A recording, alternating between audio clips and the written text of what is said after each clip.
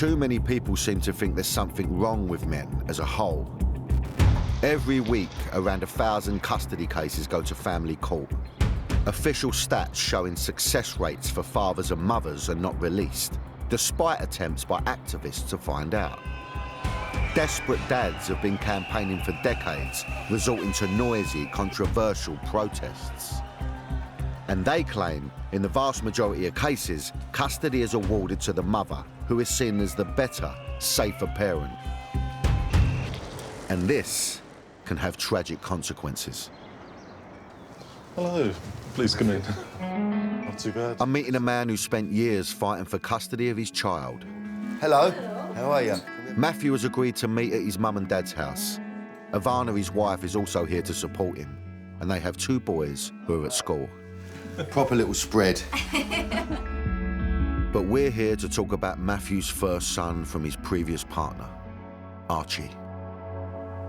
I just really want you to tell me your story, really. In 2010, my son Archie was born with a C-section. I was the first person to hold him. He was my everything. 6 months later, my ex and I split up. Wasn't a very nice time. On the night that we split up, she came at me with a rounder's back baseball bat. I left with Archie to try and protect him, to go to her sister's just around the corner. The police came, they took Archie off me. I then got told to leave the area, not knowing if my son's okay or not. Went back to my parents. It was one of the worst times in my life. She stopped contact with Archie, so I wasn't able to see my son. I think she believed that I should have just walked away and just kept feeding her money. And I couldn't walk away from my son. Matthew tried to get access to his son through the courts. She made up allegations that I was an alcoholic, drug user, all sorts. The court ordered 1 hour every fortnight at a contact centre. So under supervision? So under supervision. Wow. We had lots of paperwork, as you can imagine, and I did flowcharts of what happened. This is just one of them. Domestic incident report, and that's just the beginning. Wow. These domestic violence, nothing's proved, and I've got pages and pages. And on. I had hair follicle samples. I had my medical records looked at with a fine-tooth comb. Then all the allegations that she created were proved to be false. Matthew's access increased, but his ex ignored or breached multiple court orders, forcing him back to court each time. And all along, he was worried for the safety of his son. He used to come regularly to me with bruises on him.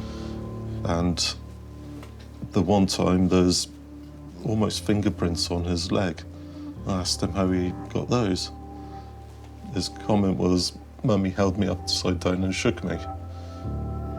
He was 4 at the time, I believe.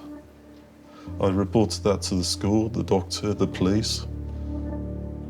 In 2017, we went back to court.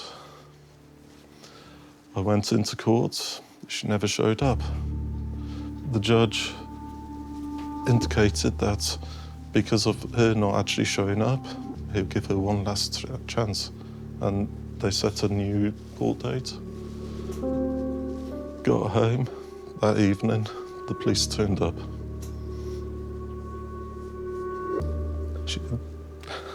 She had murdered my son. She murdered him.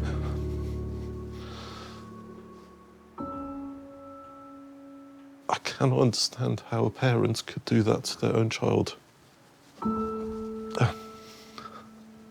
My whole world just fell apart. Wow. So sorry.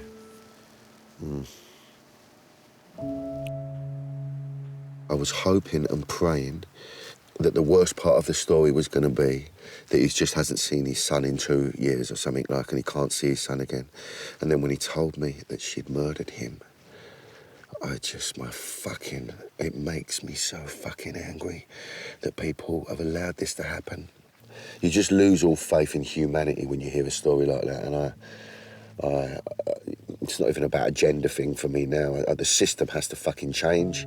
Like he said, this has happened before and it's happened since, and it will keep going on if we just assume at all times that it must be the man that's abusing a child.